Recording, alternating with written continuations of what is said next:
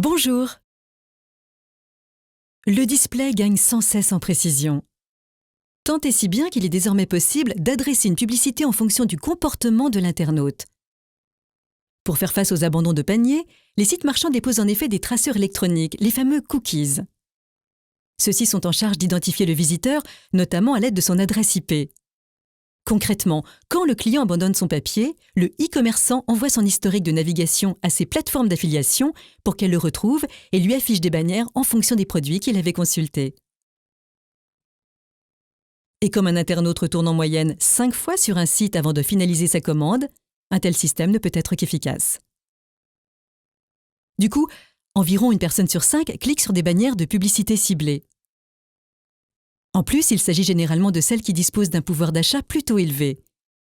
Mais aussi des plus frileuses à l'idée de cliquer sur les liens sponsorisés des moteurs de recherche. Et oui, 65% des internautes qui cliquent sur du display ne cliquent pas sur ces fameux liens. Il faut savoir que d'un point de vue économique, ce mode d'achat est des plus intéressants pour les annonceurs.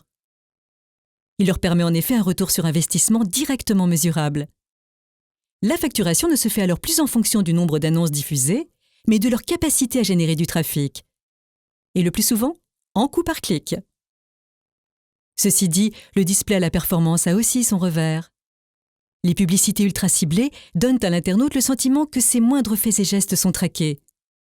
L'impact de cette gêne semble tout de même minime puisque ce segment de publicité est en pleine croissance, alors que le display classique connaît lui une érosion. À bientôt!